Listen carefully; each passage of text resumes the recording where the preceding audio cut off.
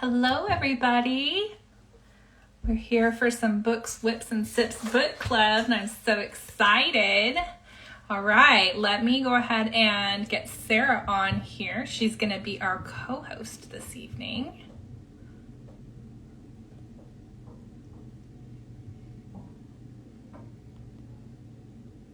Let's see, there she is. All right, invite sent. So we're just waiting for her to hop on. How's everybody doing this evening? Show me a thumbs up if you're happy it's this weird Tuesday. I mean, 2/2/22, that's so crazy, right? Like, I don't know, my kids got to wear like all the funny outfits, and like my youngest wore mismatched socks tonight. And yeah, it was fun. They really enjoyed celebrating all of the two stuff. All right, so let's see, try this again. All right, Sarah, I just went ahead and sent you the, and it looks like we did it at the same time. Let's see here.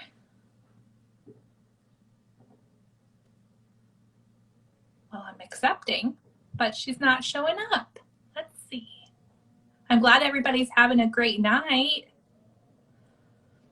SEK Handmade unable to join. Wonder what that is about. Let's see here.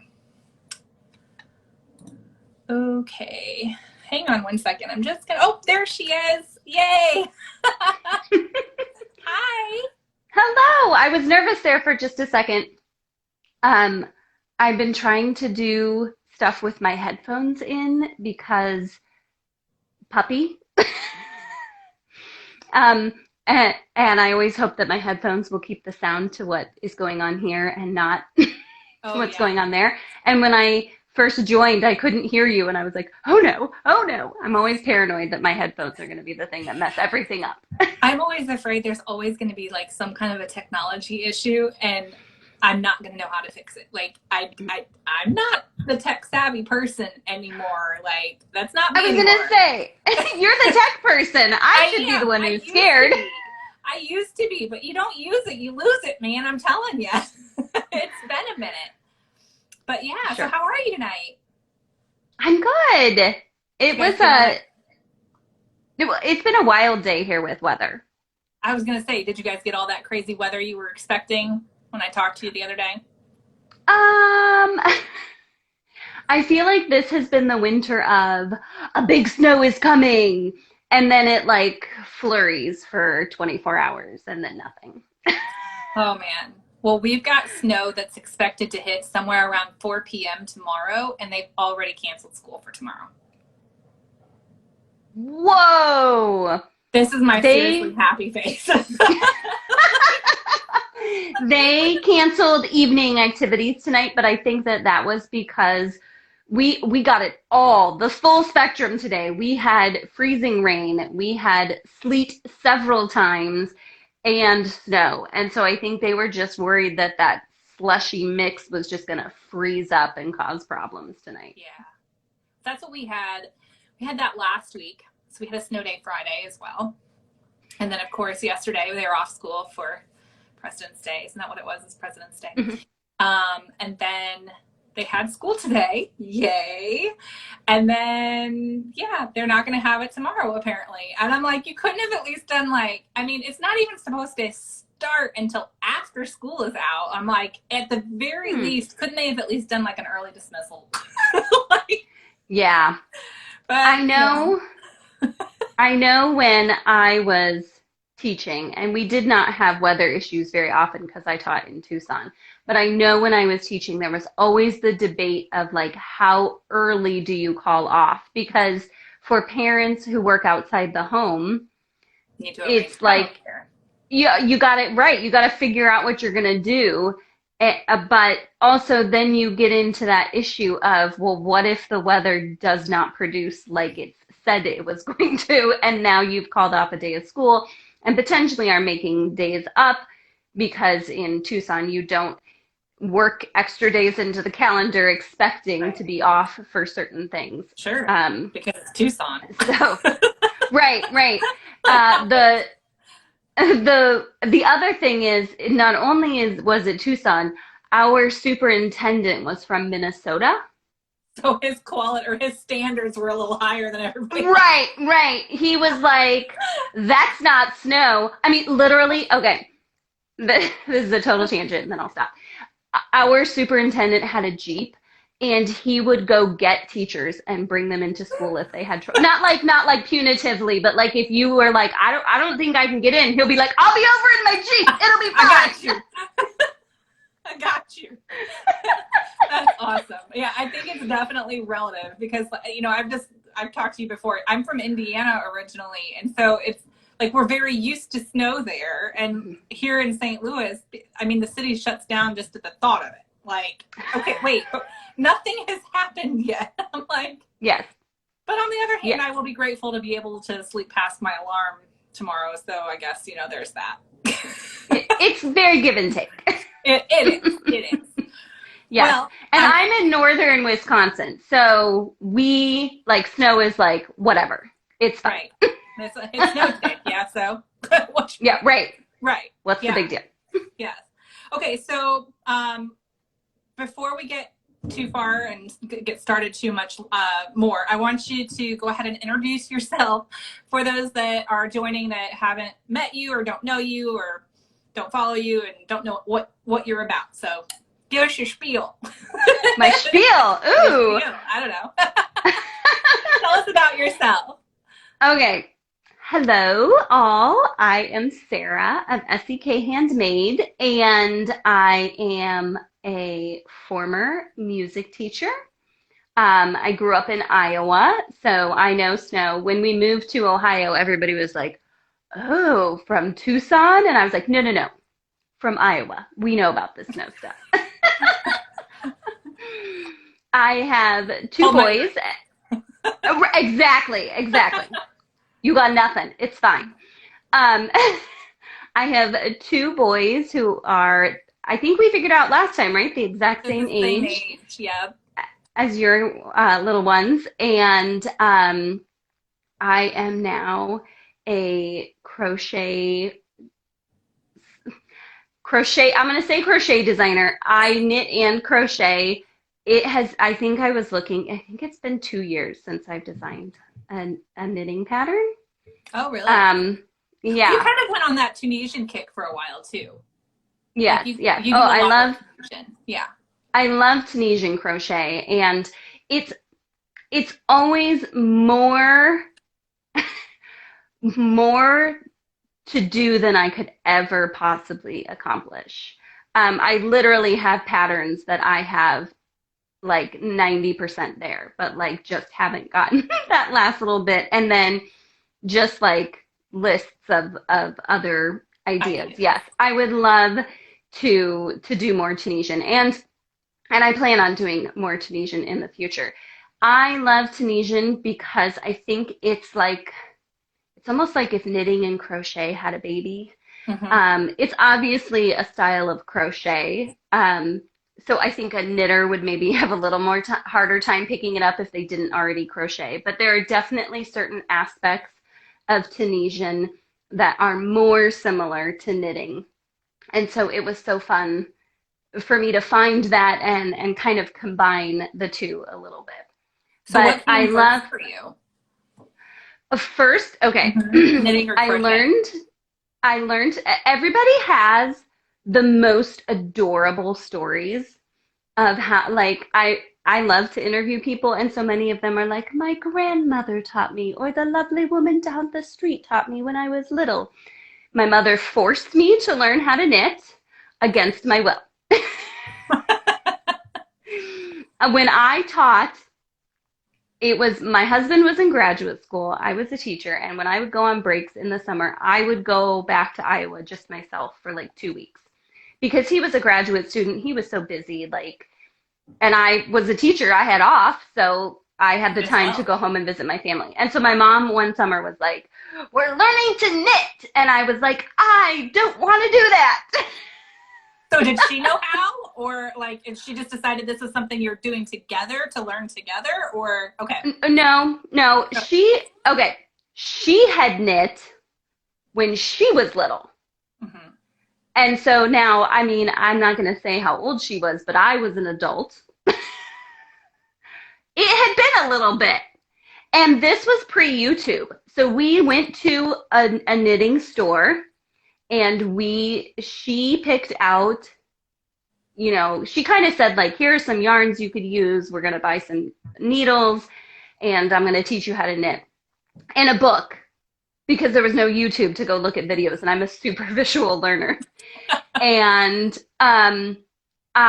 first of all, now I'm like, I'm not real sure what she was thinking with that yarn and needles. Like, they were pretty little. And so, like, progress was so painfully slow. I feel like as a learner, as a beginner, you need that quick gratification. So, like, the bigger yarns are helpful in that kind of department. Yeah. And even just in seeing where the yarn is going and stuff, Sure. to me, a bigger needle and a bigger yarn. Now, I love to knit like bulky hats or even super bulky hats, and she's like size 1 knitting needles making socks. So, I mean, maybe that tells you something about our preferences anyways. So she forced me to learn how to knit, and I knit for, first of all, I was terrible at it. I got so frustrated, and my dad looked, I distinctly remember sitting on my couch in my parents' house and being like, I can't do this. And my dad was like, Sarah, it just might take some practice. Thanks, Dad. And I'm glad I did. I'm not going to like it. That's right. That's right. I'll do it, but I'm not going to like it. So I learned, I'm so glad I did. I really am grateful that, but never did I think like, oh, I'd like to learn how to knit. And so after my son was born, so I probably knit for, my husband and I were married for 7 years before we had kids. So I would say I probably knit for a good 4 or 5 years. And then when my son, my oldest, was born, I was staying at home, and we moved from Tucson to Ohio for my husband's job.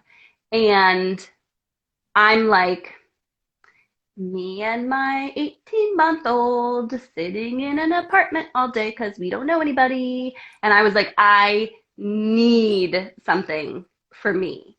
I need to get out of the house. I need to talk to adult people.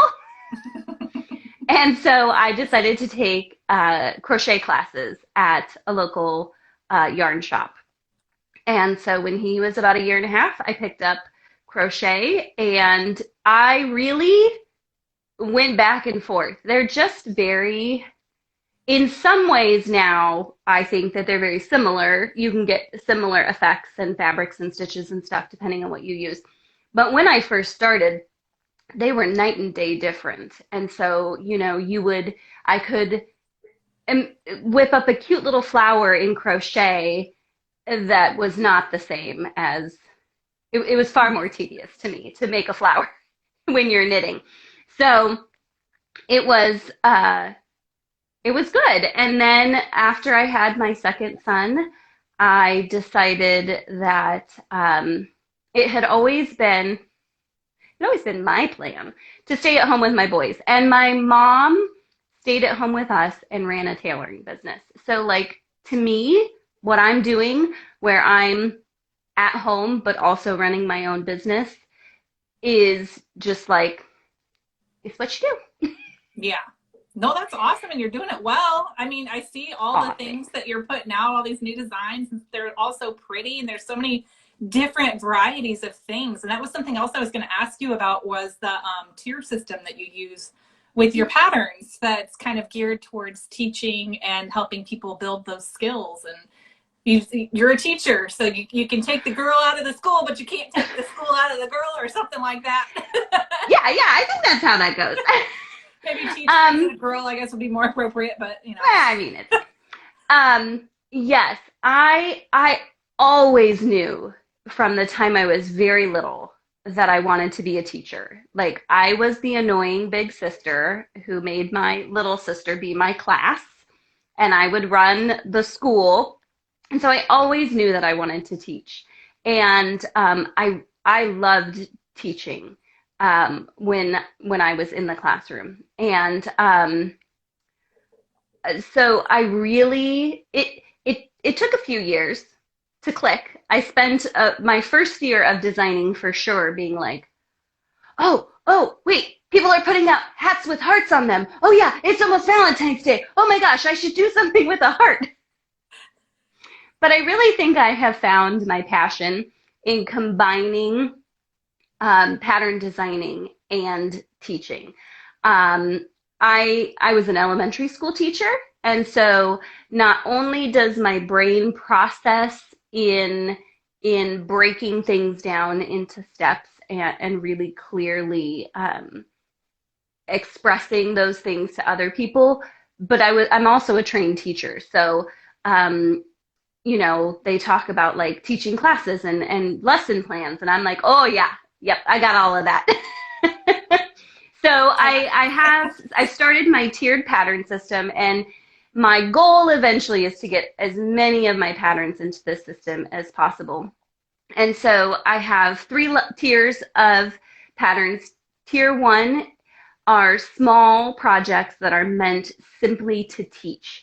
I wanted something where if you wanted to learn a new stitch or a new skill, you could pick up a tier 1 pattern and you could focus on that one thing in that pattern. So you weren't going to be trying to learn, you know, you weren't going to have 7 tabs open on your computer with 7 different YouTube videos trying to, okay, now this row is this stitch. Now I got to go back to the YouTube video and remember how to do that. It's just one thing.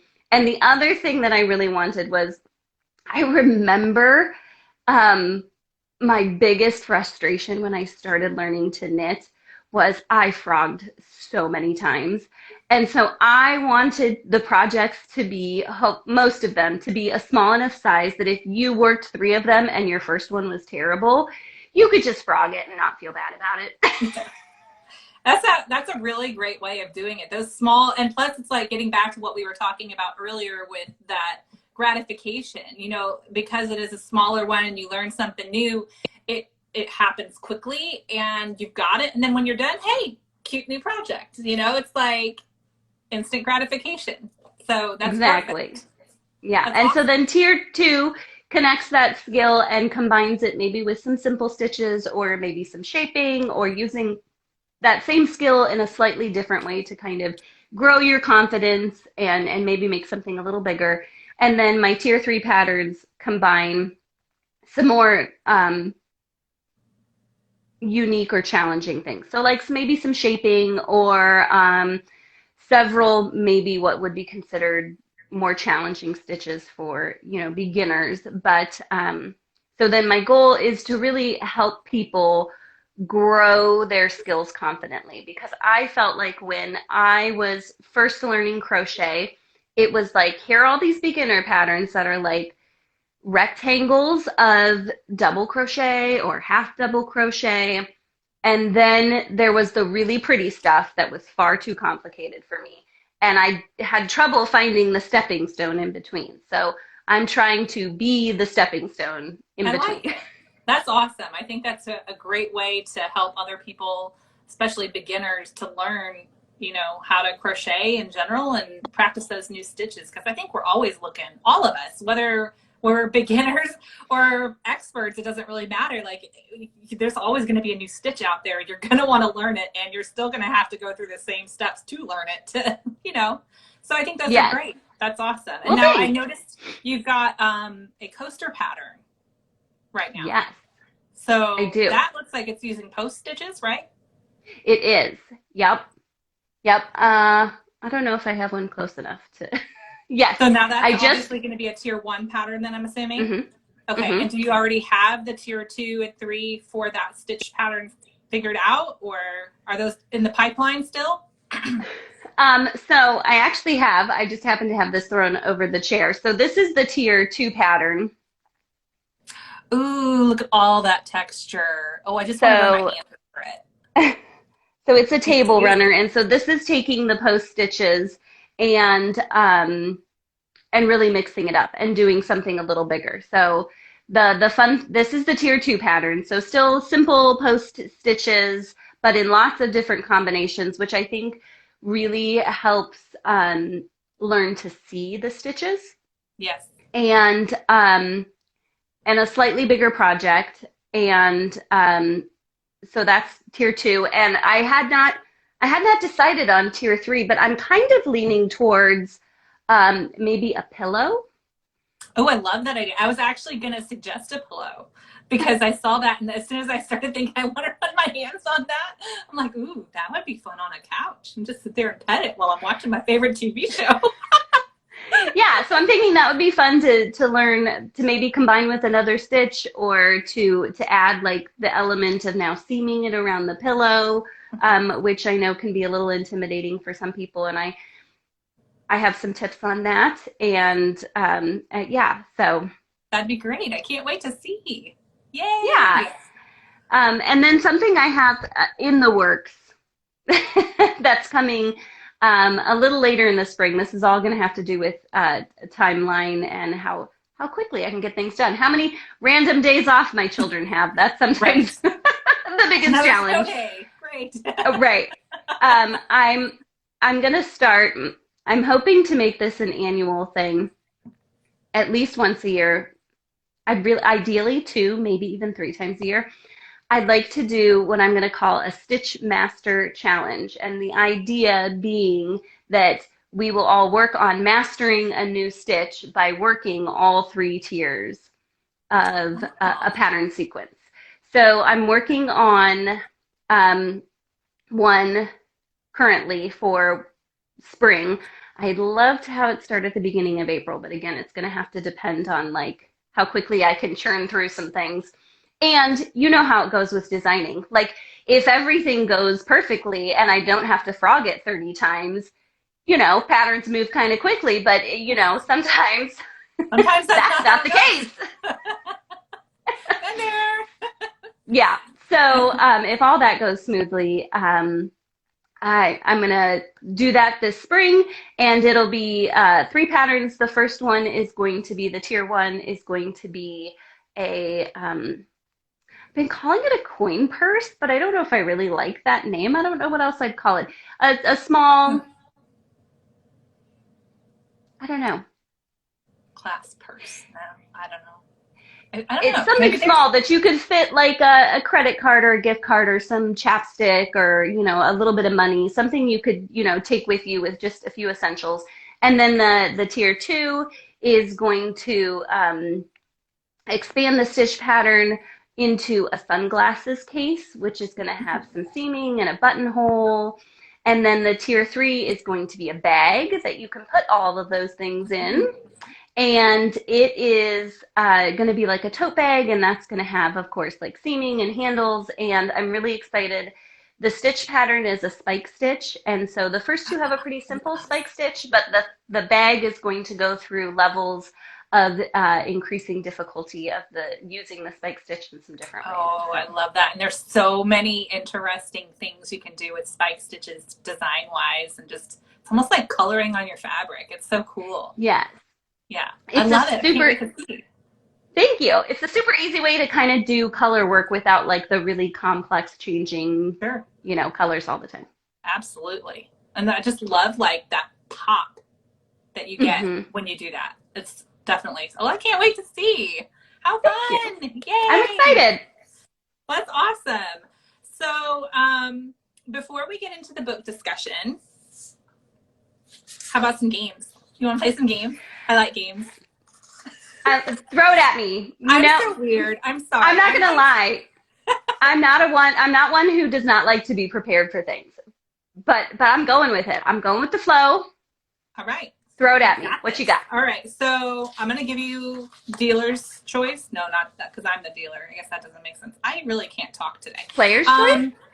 Player's choice. Yeah, let's go with that. Okay. So would you like to play Would You Rather?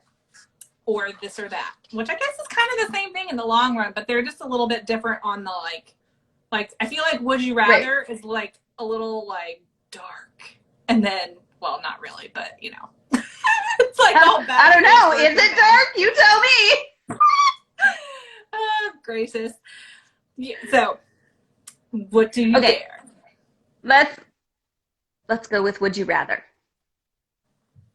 This is in honor of my 10-year-old who is always coming up with the worst would you rathers for me to answer. Like, most disgusting things ever. And I'm like, seriously, dude. Okay. Neither. No. All right. Would you rather be interrupted every single time you have to count stitches? Every time. Whether it's one row, a whole project, every time. Or would you rather have to frog one row or round for every 3 that you work? Ooh, that's mean. I know, I told you it's dark, right? Neither. I'm gonna say frogging. Okay. Yeah, because getting interrupted, I mean, it's hard enough when you're counting without a distraction. I feel like you start like this, like you can stare at them too long, and then they just kind of multiply like bunnies when you're just not living. Yes. Start all over again. Yep. Mm-hmm. Absolutely. Okay. Would you rather crochet with your non-dominant hand or crochet with your eyes closed? I think with my eyes closed. Me too. I have fallen asleep and still been crocheting, and my mom started laughing at me and woke me up, and I'm like, what? And she was like, oh my gosh. I can definitely knit with my eyes closed. You can only knit with your eyes closed? I can definitely knit with my eyes closed. I feel like, yeah, no, I don't think I could do that. But I also can't really knit very well, so yeah. Comes with a little practice. And like I couldn't do lace work or anything crazy. Yeah. Oh, and Layla up above here on the comments, she was talking about earlier, like practice makes perfect, when you were talking about your mom and saying like your dad made the comment to you, maybe you just need a little practice. So that made me think of that too. That's funny. Yeah. Would you rather, I've got so many to choose from here, so I'm sitting here reading. Would you rather untangle yarn spaghetti in every skein that you use, or repair manufacturer knots every 5 yards? Oh. First of all, if there was a knot every 5 yards, I would probably I'd throw it away. That sounds terrible. And I try really hard to be eco-friendly. My mom had a friend tell her that if you find knots in your yarn, that what she would do is she would cut them out, tape that, this is old school, tape them to a card and write the manufacturer card saying, like, I was really disappointed that I found this many knots in this skein of yarn. And a lot of times they would send her replacement yarn. Really? Mm-hmm. That's kind of funny, actually. Yeah. But I'm going to tell you how much I hate weaving in ends. I would rather untangle the yarn. Yeah. And never when I untangle yarn will I take a pair of scissors to it. Yeah. I will, my husband and I will get together and we will spend an hour untangling that yarn before I will take a pair of scissors to it. Couples who untangle together stay together. Exactly. I'm just saying. All right, let's do one more. Would you rather, and this is a reading one, would you rather realize that the character you're rooting for is actually completely evil, or realize that the narrator is an unreliable one, making you question everything you thought you knew? Ooh. I just, a few months ago, started reading the Artemis Fowl series to my oldest. And that first book, he was like, no, I don't like this. And I was like what? It's like fantasy, it's adventure, it's all like, well, I thought it was right up his all the good stuff. Ooh, he was so mad that the main character was a bad guy. Oh man. You know what? I just started watching a show today that it is like the unreliable narrator. They like that you're questioning, like, is she genius or is she crazy? Psychotic. And like they're giving you hints that it could go either way, and I find that kind of fascinating. So I'm going to go with that one. Okay. Cool. Yeah, these are fun. Like, honestly, I started the idea of doing these would you rathers just because of my oldest. And then let's do a couple of this or that's just for funsies. Okay. Okay. Granny square or corner to corner? Corner to corner, because you don't have to seam it and there are less ends to weave in. Touche. I'm consistent.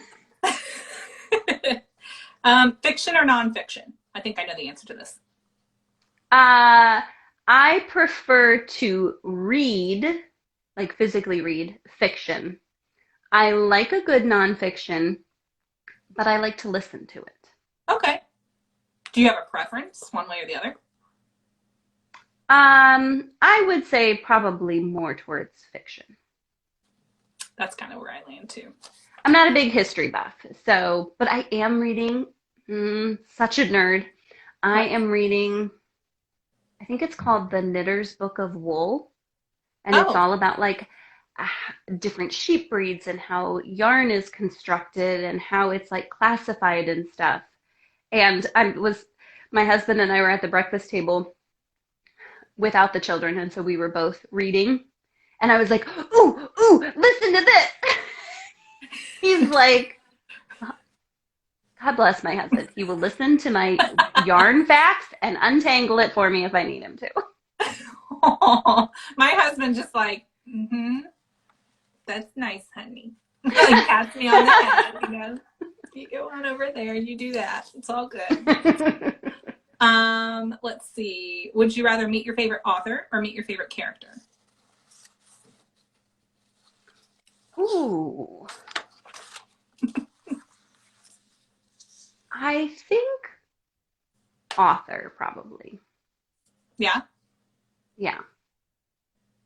Who's your favorite author? Or do you have a favorite? You know, I think probably my favorite authors are the kind of like, they're like the women who write biographies about like being a woman, you know, what it's like to be a woman, like Glennon Doyle, and I'm trying to think of some other people who write, I think her name is Sarah 𝘗𝘓𝘗, just some of those people who write about just like their life experience. And to me, those are I don't think my sister's on here, so I'm going to talk about her. When we were little, you know, boy bands were the thing, and she was obsessed with 𝘕. And I was always just kind of like, meh, you know, I don't know. They're famous people. That's kind of like, you know, not real people. So, like, I don't have that much interest. And I kind of feel that way with characters. Like, it's fun to read about a character, but because they're so fictional, I mean, they're obviously fictional, I don't see them as real, per se. Whereas when I listen to somebody or read about somebody's real life, I feel like a real connection to them. Yeah, I get that. Although, too, then I guess technically you're getting the character and the author. Sort of. True. I don't know. 2 for 1. Yeah. There you go. All right, cool. Well, let's get into the book a little bit. So, for those joining that haven't been followed, I guess we've got, yay, we both got it. The Midnight Library by Matt Haig. And this is a really interesting concept, I think, for a book. So in this book, you have Nora Seed, who decides basically at the very beginning that her life is completely worthless, and she decides to take her own life. And as she does so, just between those moments between, you know, after she's done that and before she's actually dead, she finds herself in a library. And in this library, she has an opportunity to take out a book and read the book, and it transports her into an alternative version of herself that is happening basically according to quantum wave theory and multiverse type.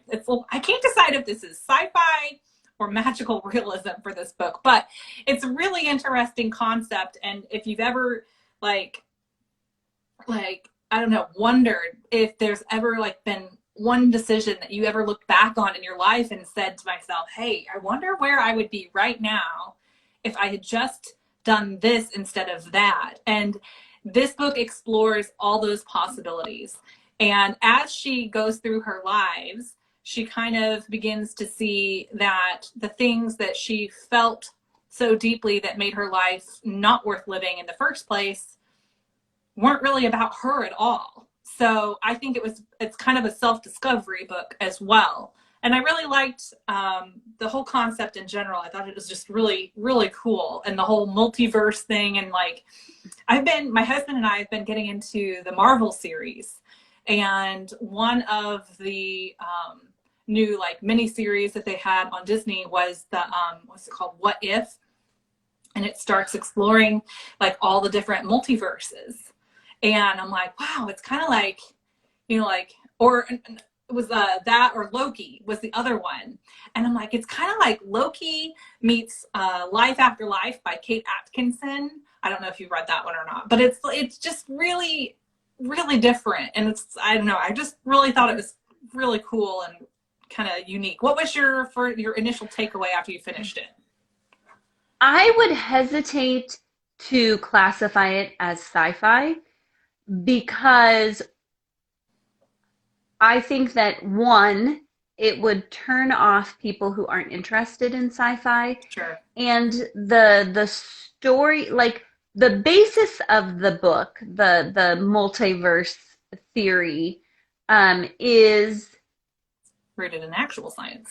But I mean, that is a sci-fi thing that people that are into sci-fi are interested in. I say, not being that into sci-fi and not really knowing. But I would think that if I picked this up and it said it was sci-fi, I would be like, well, I don't know. But on the other hand, I also think if people were like hardcore sci-fi, they'd pick this up and be like, well, that wasn't really sci-fi. Like, yeah, that wasn't it. I don't know. Yeah, yeah. That's why there were no superheroes, nobody flew. That's why, like, I think when I was classifying it, like, for genres through Goodreads and on my blog, I think I put it down as both. I like sci-fi and like sci-fi / fantasy, and then also as magical realism, because I wasn't sure where to stick it, and I feel like, I don't know. Anyway, regardless of where you stand on it, that's not necessarily what it's about. It's just the mechanism that the author uses to be able to tell her story. So, or for him to tell her story. Does that make sense? I'm getting my pronouns. Telling his story about her. But she was the main character. Right. Yeah. I get what you're saying. Yes. I have not been drinking anything but tea. No, I agree. And I feel like this book could be read on several layers. I feel like you could read this book and just be like, nice story. Or you could read this book and really think like, on a multiverse level, like, gosh, what's other me doing out there in parallel lives, Yeah. Or you could think of it on more of an introspective level of how are lives similar, and not just in like, if I am out there in multiverses living many lives, like what is similar, but also like what in living life, it's getting real deep here, but what in living life across all people is similar. Like what's at the basis of our humanity that connects us all fundamentally. Right. Ooh, because I mean, I think there are certain things that like are just part of living. Like no person lives life without disappointment or regret. Pain. No person lives life without pain and suffering. Right. I hope on the flip side, no person lives life without joy and passion, So it was, I felt like her moving through her different lives kind of made her realize, like, and if I'm getting too far into this, let me know. But I felt like each life she lived made her realize that like the issue wasn't her life. The issue was life. Yeah. Well, it's like She the quote thought they there had, was too much pain and suffering and hardship in her, what did they root call it? life, root life. Her root life, that it wasn't, that it was just too much. And I Almost think like with over each, her circuits.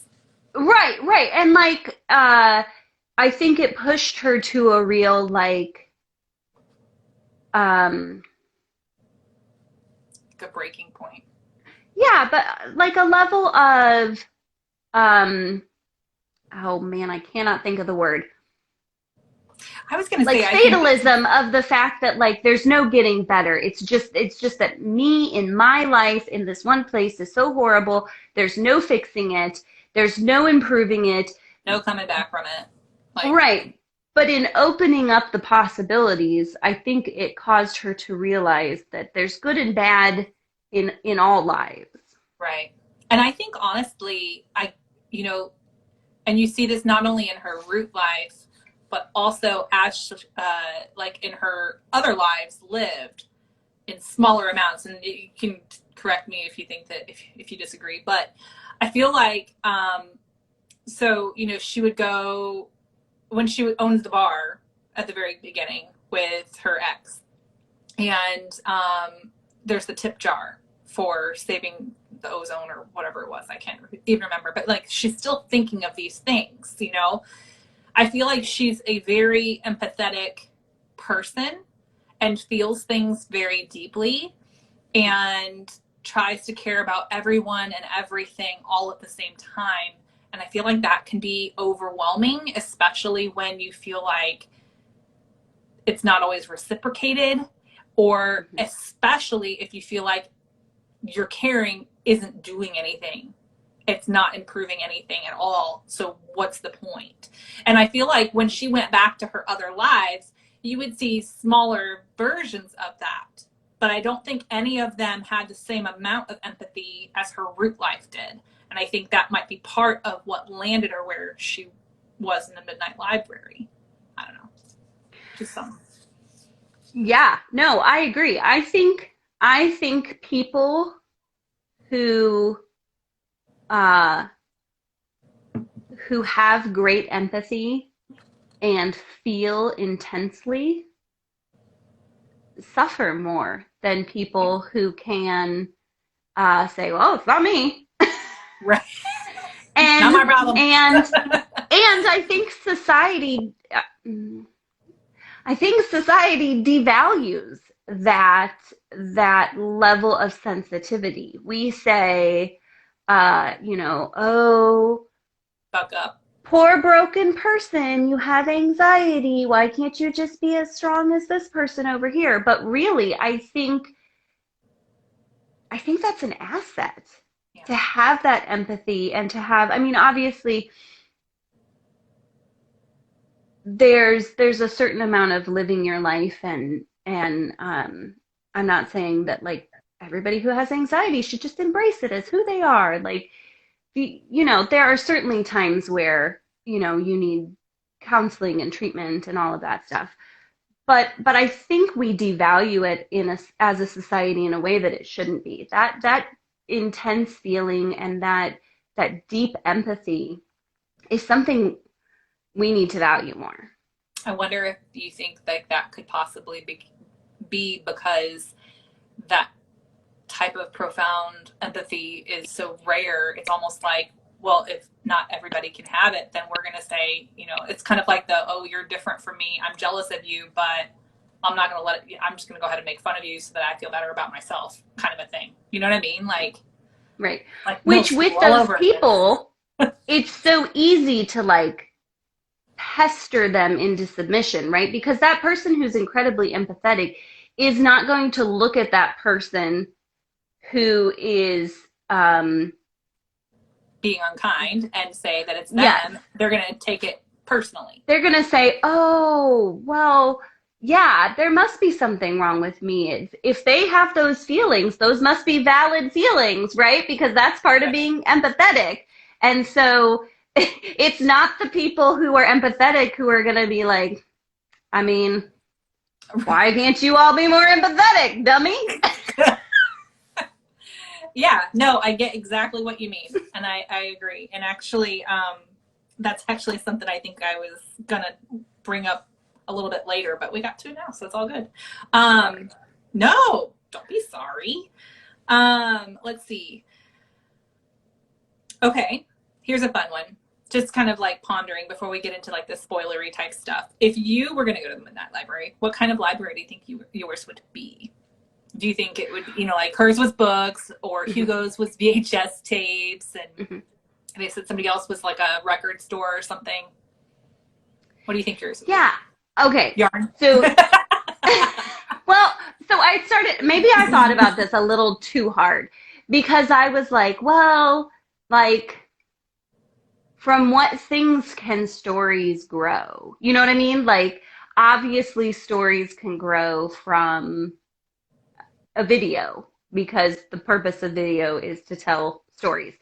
Obviously stories can grow from books, because stories grow from like that's kind of the purpose for the most part. And so I thought, like, gosh, my first thought was music, because music is a big part of my life. I was a music teacher, and I've always had music, and the purpose of music is to tell story and share emotion. But gosh, now that I think about it, I'm like, I mean, you can kind of do the same thing with yarn, right?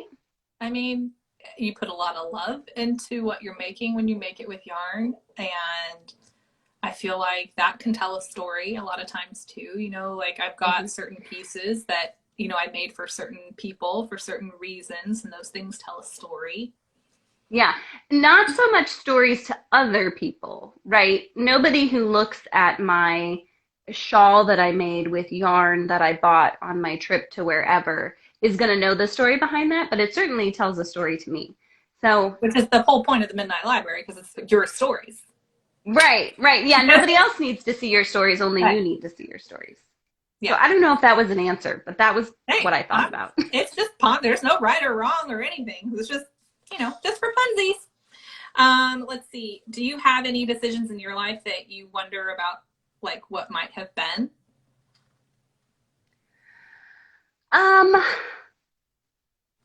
I have decisions in my life that I used to wonder, if that makes sense. I think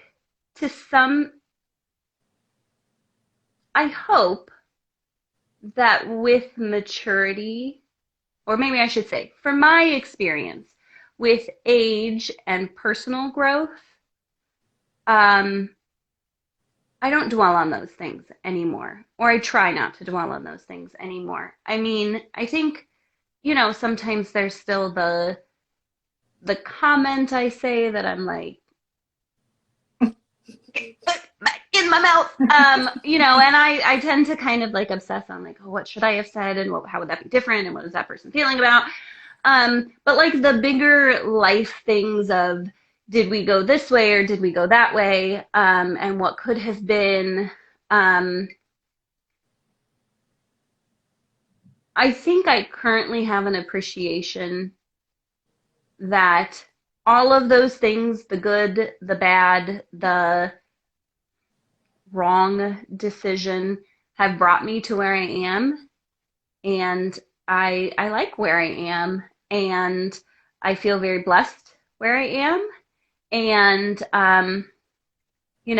like in the Midnight Library, that one thing, it's like you're traveling on a path, and it just takes that little tick to eventually, be in a completely different place. And so, I'm, yeah. No, I don't have any I currently hold on to, but I certainly have had some in the past that I've, ruminated about obsessively for years. I don't know that I don't know that I've ever really obsessed about anything really per se, but I have like, I'll say something to my kids or something, like my brother passed away when I was 13, And it's because of him passing with his life insurance policy that I was able to go to Purdue.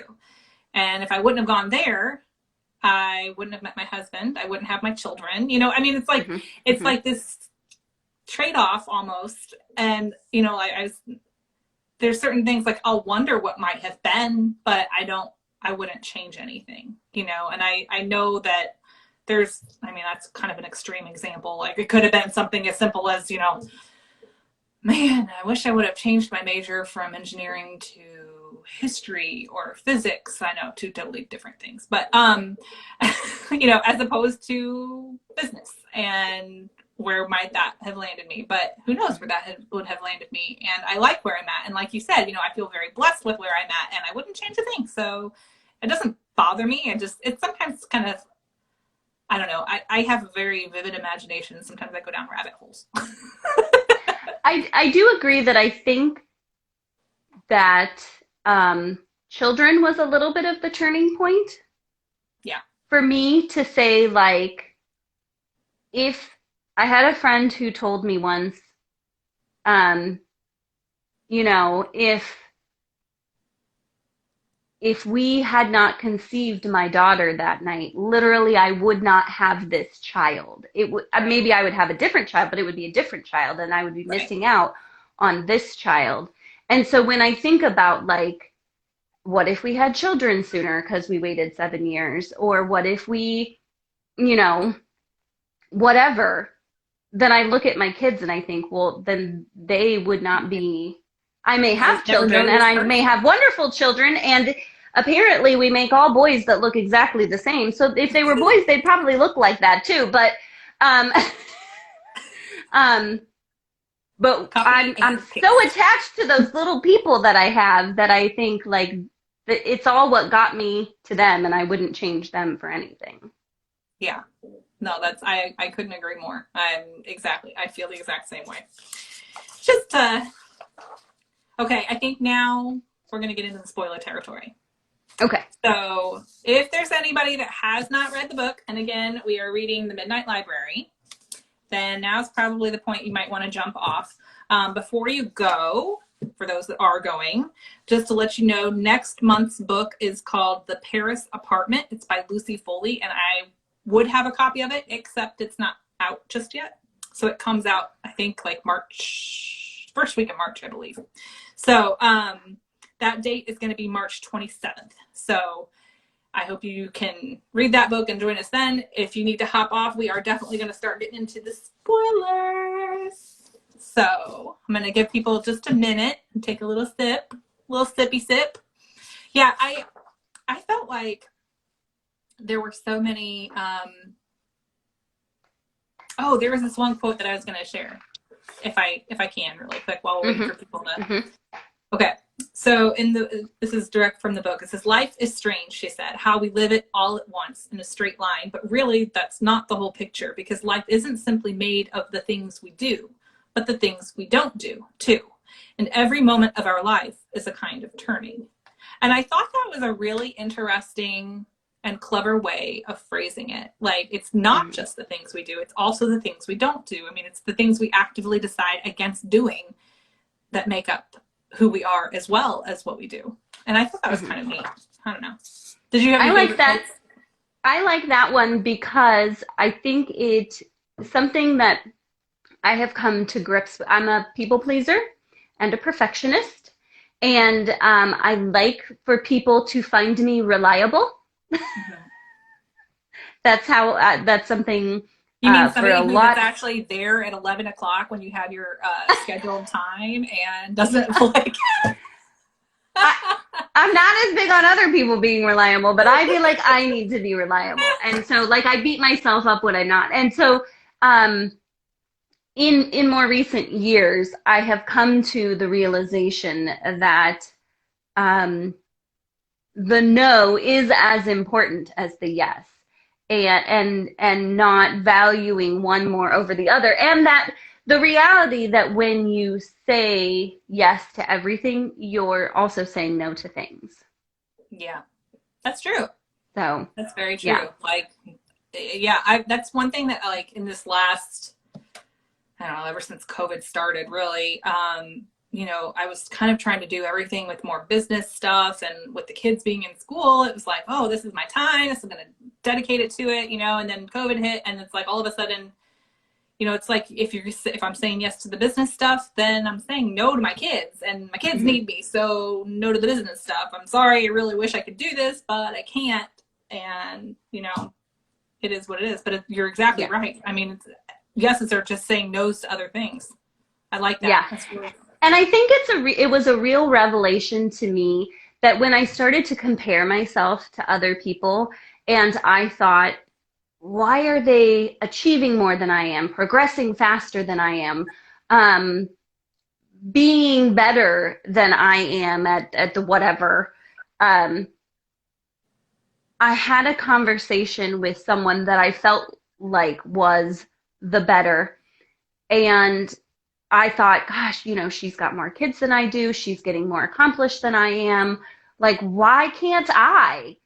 And I was talking to her. She and I needed to have a meeting. We were running a mom's group together. And she was saying, oh, well, on this day, my kids go with my sister. And on these 2 days, they go with my mom. And on that day, they go with the other grandma. And I realized that she was saying yes to different things than I was. And the reason I wasn't getting as much accomplished was because what I was saying yes to more often were things that weren't things you checked off a checklist, like spending time with my children and always being the person who cared for them. And that since that was what I valued, you know, yeah. Does that make any sense? So like Absolutely. every time I look at someone and I think, they're doing better than me, I always catch myself and try to think, no, they value different things than I do. And they could be at different points in their life too. You know, I mean, that's a huge part of it as well. I mean, I've had that, you know, it's like the imposter syndrome. I've had that too. And it's like, I have to keep reminding myself that, you know, it's like you're saying, yeah, we're at different points in our lives, and I couldn't do all those things that they were doing. And like, maybe they didn't, I'm looking at certain people and they've got like no kids or anything like that. And I'm like, well, I got 2 kids. I got to, you know, like, I can't just ignore them. So, yeah, so, exactly. And I will say too, I have seen a lot of some of the like more prominent names in our community that are kind of getting burnt out on all of it too. And like, I feel like I'm going at my pace, and it's a pace I can sustain. And if I can do that, then I won't burn out, and I'll be okay. And maybe I'm not going to grow as fast, and I'm okay with that. I'm here. Right. And yeah, and to me, I value my mental and physical health. And so to me, the priority is making sure that stays intact, and that I'm not sacrificing that for my business. Yep, I hear you. Basically, I'm saying my business is very low on the totem pole. Pretty much. No, yeah. I'm kidding. But you know, I mean, when you're right, when it comes down to it, that's not my highest priority. Right. Okay, well, you asked if I had a favorite quote, and I'm going to share. I did have one favorite quote. Okay. So it's Mrs. Elm. She just has she has so much wisdom in this book. Good lines. She does. So she says, I think it was when Nora came back from just like her first or second like life, and she says, well, you can choose the choices, but you can't choose the outcome. That's true. And for me, who's like always trying to choose the choices to make the outcome happen, it was like, oh. Fine, be that way. Yeah, okay. Life. It's like she said in the book, she's like, everybody needs a Mrs. Elm in their life. That's true. I think that's true. For sure. Okay, so let's get into some of the a little bit deeper questions here. We kind of talked about that one. Let's see. With each visit, I know it's kind of like, hang on. So I always have it for other people watching. I mean, Sarah already knows because she has a copy of it as well, but I always work from an outline. I try and stay on task. But yeah. Then I came in here and I mucked it all up. No. I actually honestly enjoy our conversations because I always feel like there's a lot of give and take with it, and we always have fun times. You know, like we're always laughing at it. I feel like I can be a complete idiot and it'll be okay. And like, you don't care. Like, awesome. You're not going to judge me. Nope.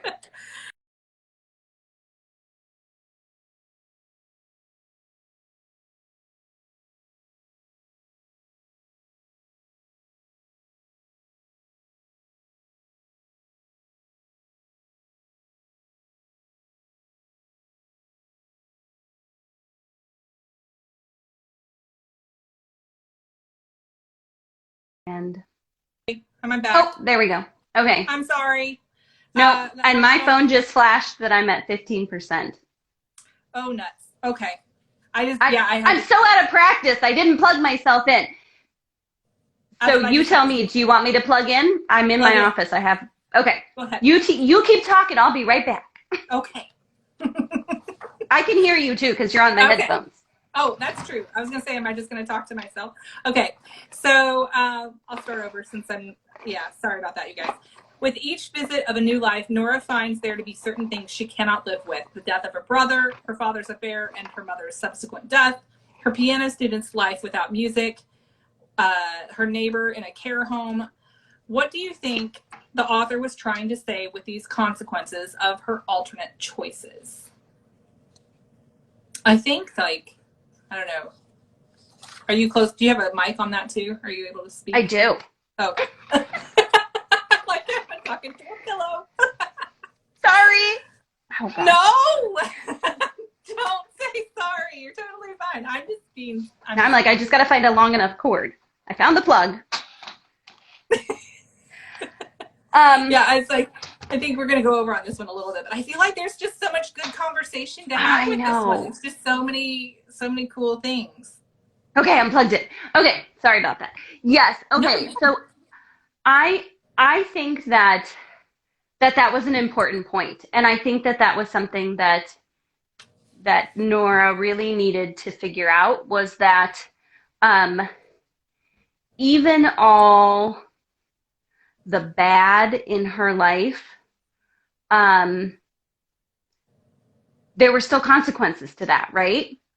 Right. And positive things. So in lives where she is, eventually found that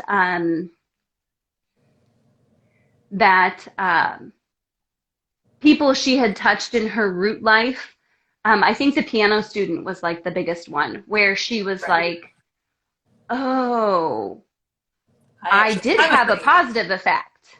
Yeah. Agreed. And then the neighbor too, I think.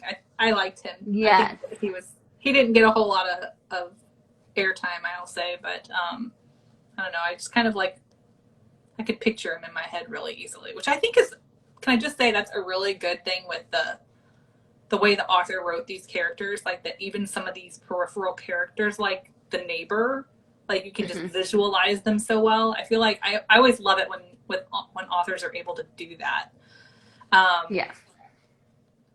Yeah, I think that like it went a long way to helping her understand kind of what you hit on with your quote that Mrs. Elm said, that you can choose the choices, but you can't choose the consequences. And there's always going to be consequences. So I think, it gets to a point, it's like, what can you live with and what can you live without? And I think she's so affected by her root life and that empathy that she's got that we talked about, like that it made those other things unbearable. Whereas in her root life, maybe she'd already dealt with some of it. You know what I'm saying? Like, obviously her mom was dead in the root life as well, and her dad, but she dealt with those deaths. She understood to a point those deaths. And I think that kind of went a long way to kind of helping her get closure on those things too. Yeah. Well, and I think for a little while, she really searched for, like, where's the life where everything's happy. And I think by the time she reached the alternate life that she was most happy in, I think part of the reason she was most happy in it was because she had realized that none of them were going to be perfect. Right. Yeah, I agree. I think that was like almost, I don't want to say the lesser of the evils, but kind of along that line, I guess. I don't know. You know what I thought was interesting was in several, I don't know about all, but in several of her lives, the author chooses to show us like different aspects of her life from a social media standpoint. And as big as social media is in our culture these days, and honestly, that wasn't even something that I caught. Hi, Marie. That wasn't even something that I caught until I read it the second time for our evening tonight. So I listened to the audiobook back in October or November. And then I read the physical book this time around. And it's something that I caught only as I did the reread. But I thought that was really interesting. What do you think that kind of says about like our culture, and not only that, but like how it affects our mental health? Yeah, I thought it was really interesting because in her lives where she was most successful from a social media standpoint, where she had, you know, a large number of followers or was doing public speaking and stuff, she was actually the least happy. Yeah. Which I think I think there's something to be said about that. But I personally think that a huge chunk of the play that social media has in your life is in how you consume it.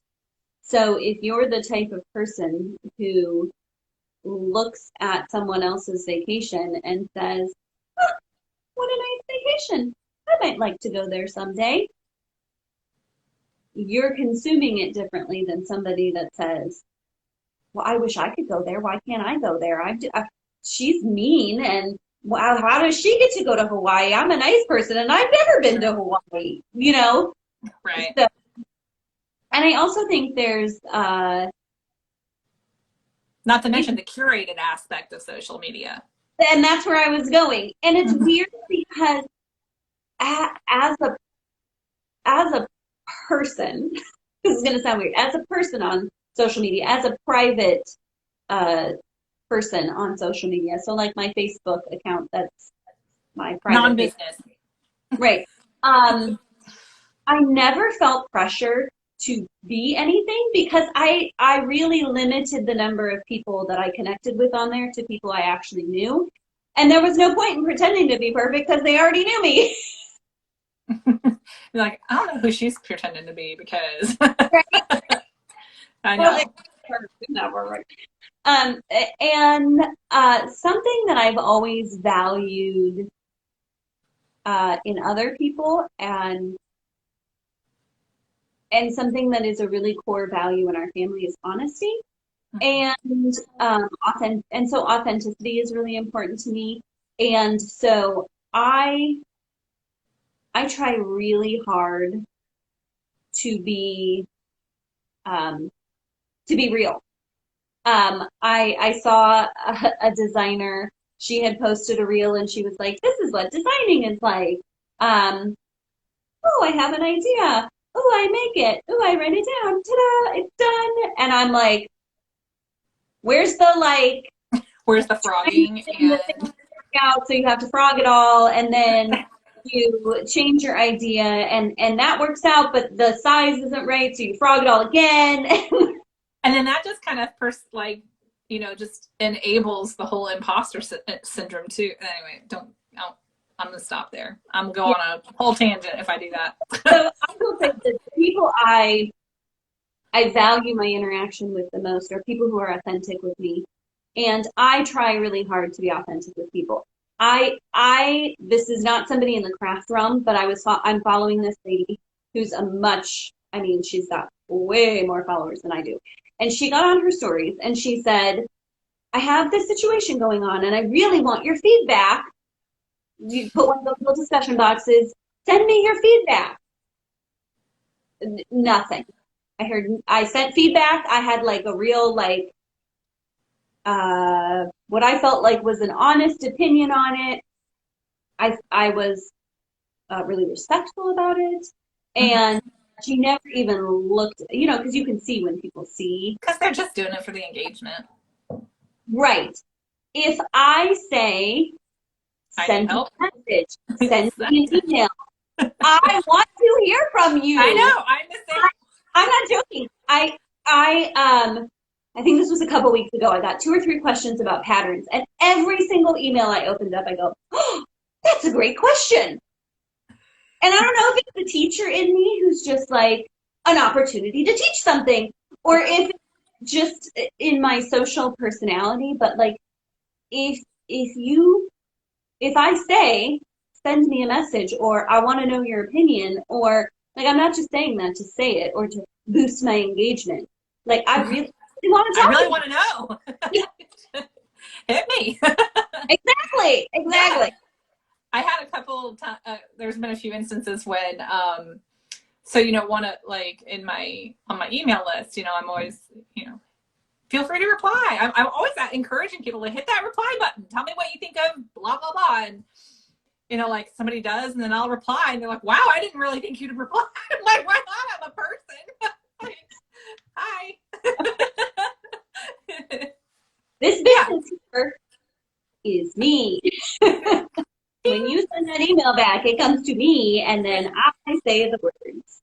Yeah, and I value when I send someone a message, I value receiving a reply. And so I try really hard to treat people how I want to be treated. And so yep. I'm going to say this, and then I understand how very large accounts, when they put a tester call out and they get probably hundreds of people, it's hard to respond to all those people.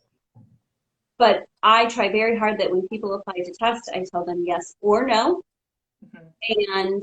And every tester that sends me feedback, I respond thanking them for testing and for their feedback.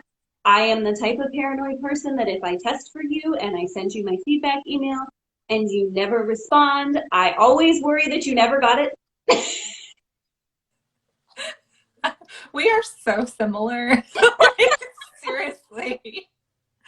I know exactly what you mean, because I'm the exact same way. And like, yeah, I'm like, okay, but did you get my email?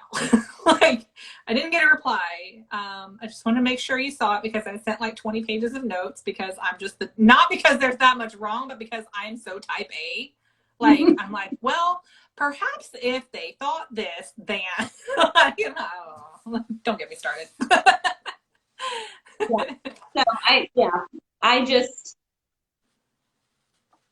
I hope I never get, not to be like pompous, but I hope I never get too big to have to let go of those things that I value. Same. Yeah. And I think, the people, like, I feel like if you stay true to yourself, that you don't have to worry about that happening. So yeah, I get you. I get you, boo. Okay. As she starts to explore her various lives, we see Nora realize that many of her regrets are because she blamed herself for the way things turned out for others in her life, but that it wouldn't matter what she chose, bad things still happened. How did this help her see the value in living for herself?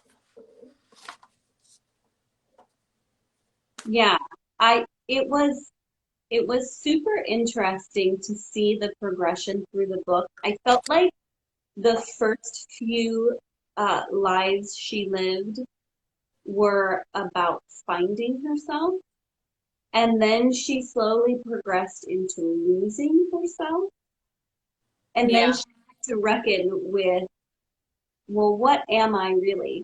So the first lives, it was like, well, what happens if I don't quit swimming, and I end up at the Olympics and become that professional Is that who I am? Is that why I'm unhappy? Because I wasn't the person I was meant to be? Or where she was the researcher and ended up in Antarctica, and well, was I unhappy because this is who I was supposed to be? And so she's like kind of processing through like all the things she thought she could do better. And then she kind of slowly like lost herself. Like there's so many possibilities for me. Am I really any of these people? Yeah. Well, and then she meets Hugo and she's like, well, maybe I should just kind of just go for a lark, you know, let's just frolic around in a few hundred lives or so. La-di-da. And that's when I think she really lost herself, because it was no longer focused on her and her experience. It was just on churning through as much as possible to try to find the right life. Yeah.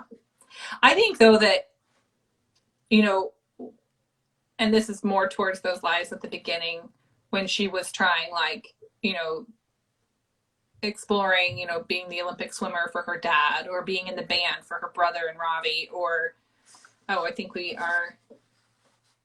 I'm lagging. You there? Okay. We good? No, you're fine.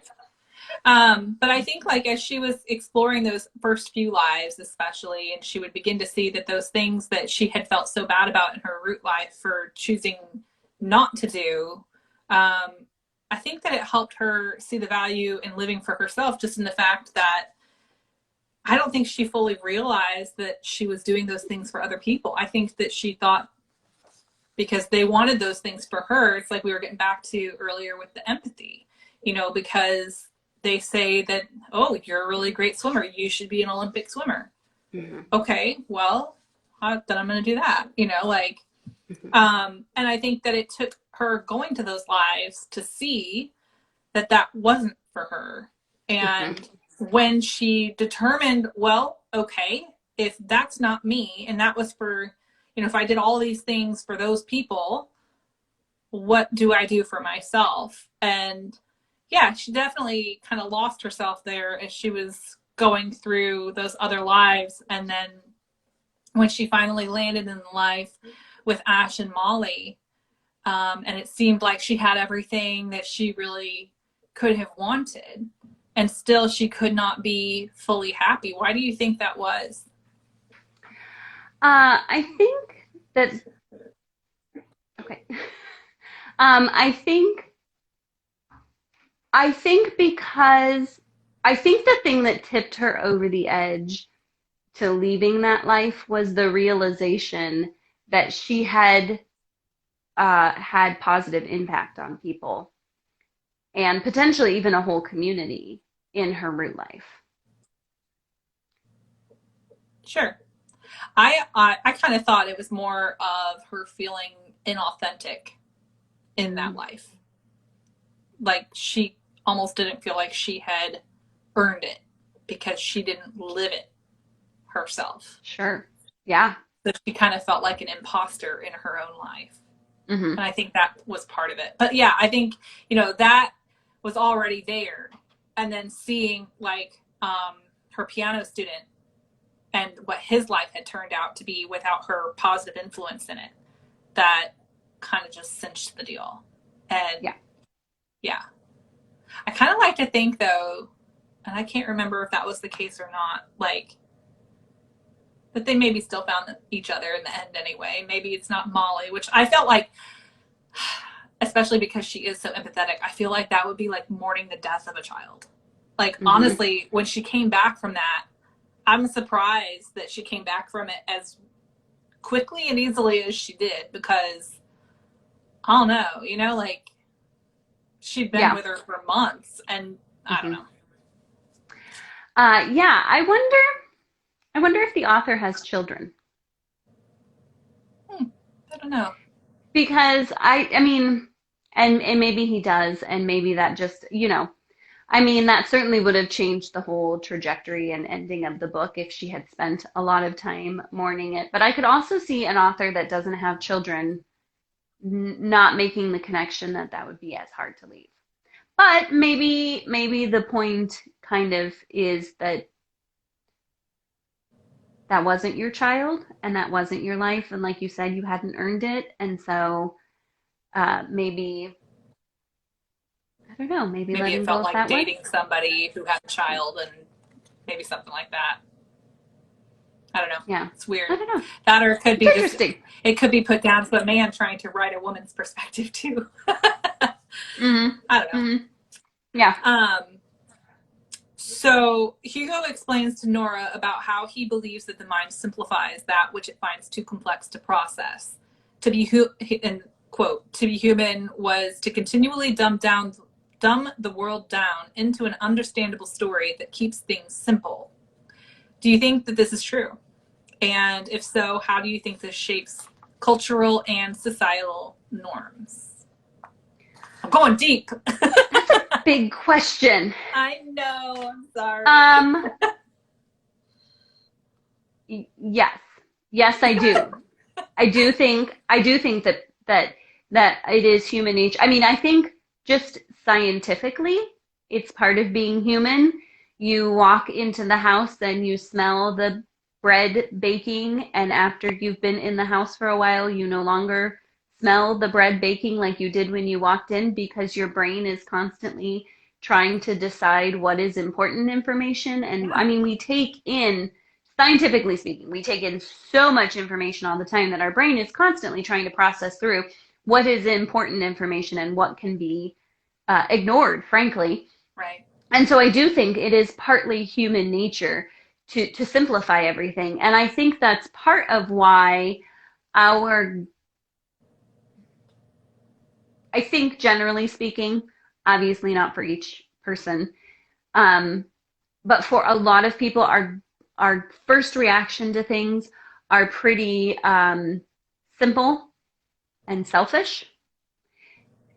You know, when something doesn't go our way, we quickly want to simplify it down to, well, so and so is mean, or so and so didn't like, you don't get the job you wanted to get, and instead of thinking, how can I improve myself? What could I have done better? What was the employer really looking for? We think, well, that guy that interviewed me just didn't like me, or or they, of course they were going to pick a man over a woman, and I think it takes some practice, Awareness. and right, and introspection to really. I still have those reactions initially, but I'm much better about questioning them now. Sure. Yeah, I get that. And I feel like that's the same kind of thing that can, kind of getting to the cultural and societal norm aspect of the question, is that it can also lead to it's the same kind of thing that leads to stereotyping, for example, and things like that, and being able to call like that awareness and being able to step back and say, whoa, like, wait, why do I think that? And is that right? And wait a second, no, it's probably not. And let's go at this a little deeper. Let me get to know somebody before I make a snap judgment, or, those kinds of things too. I think that this book really hit on a lot of different things and a lot of different levels, like you were saying earlier. And I think that there's so many interesting concepts to it. But yeah, I think we do tend to oversimplify things, and I think sometimes that's part, like, it's almost a fight or flight response, because ultimately our brain is to help us survive, right? So it's a fight or flight. Your brain is taking input and processing it and determining if it's a threat or not, and if it's not, then move on. It's kind of like she was saying in the tree, instead of seeing this complex system of roots and I don't even know what it's called. It's a tree. I mean, that's yeah, until your life depends on it, it's simplified. And yeah, I almost feel like that's still also necessary, but we also need to acknowledge that it's happening.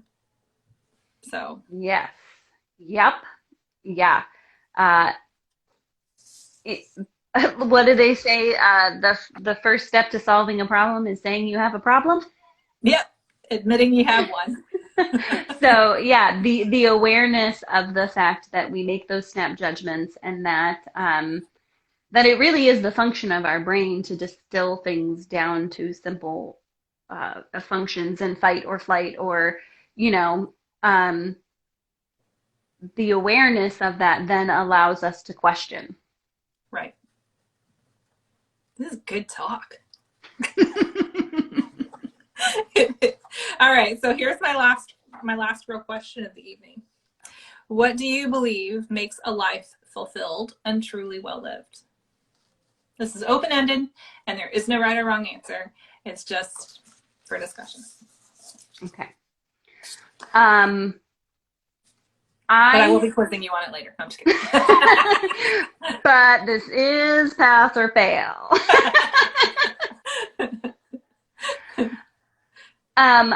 I really think, okay, I'm just debating if I want to go into a deep story here. I think I won't. I really think that gratitude. Absolutely. That's a really good answer. Once Nora appreciated the good things in her root life, she was able to go back to it with a desire to thrive in it. And I find that in my own life. Whenever I find myself really, really in kind of a bad place, I start back up my gratitude journal. And when I pray with my kids, I force them to say things that they're grateful for. And I think the focus on gratitude, not at the, I mean, if you know me, I am no Pollyanna, all things are sunshine and lollipops. But I'm not saying we shouldn't acknowledge difficult things, and like you can like gratitude away your grief if you know you lose a child or a spouse or you know someone close to you. But if you never appreciate what you have, you're not going to be happy where you are. Yeah, I get that. I struggle with that. And you can make the choices, but you can't choose the outcomes. There you go, Miss Selm. I struggle with that so much with my oldest. He's very glass half empty kind of kid. And it really boggles the mind of me and my husband because neither one of us are really like that. But yeah, that's something that like, you know, I go over that with him. It's like, let's talk about the things that we're thankful for. And, you know, whenever we're out and about and we see people that are less fortunate than us, and I make sure to point those things out to him and say, look, this is real life and you don't know how good you have it. And, yeah, I mean, gratitude is a lot of it. And I think I would add too that, like, kind of two things, I guess. One, empathy, because we've definitely hit on that a lot. And I feel like empathy, we need more of that. It's like you were saying, we need to have more of that. More people need to express it and you know, feel it. And being able to place yourself in somebody else's shoes to understand how they might be feeling instead of just having that snap judgment.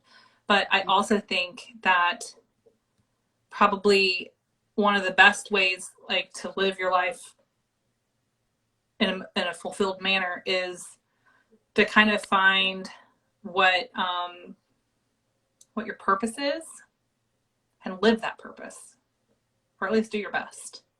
So I don't know, my food for thought, I guess, this Tuesday evening. Yeah. I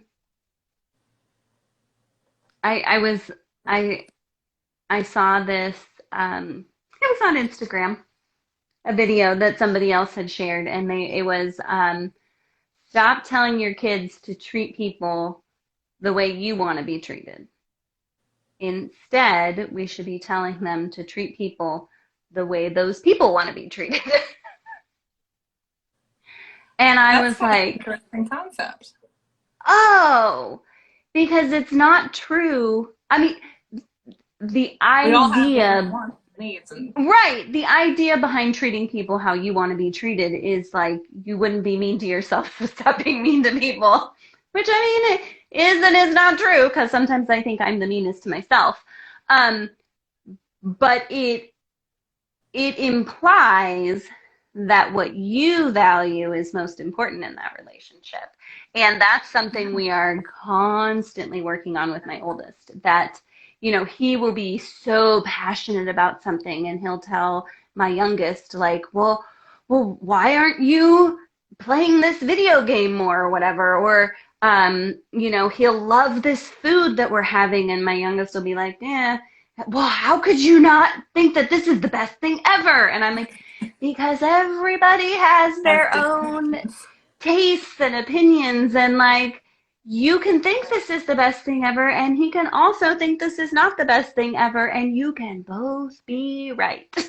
yeah, I think that's important. Like, yeah, I really like that line of thinking because it reminds people that we're all different and we all have different wants and needs and desires. And, you know, I don't like peas, so I would never force peas on you.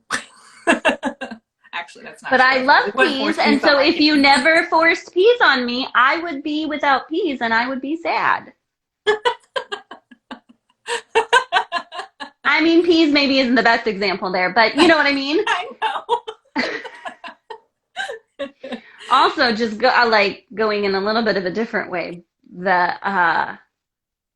when I think about that in relation with boys, I have two boys, my boys and their interactions with girls and potentially girlfriends or significant others.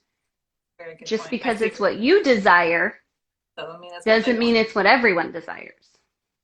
Yeah. So you really need to be thinking in terms of what do they want, not what do you want. Right. Or how you would want to be treated. Point. That's a really good point.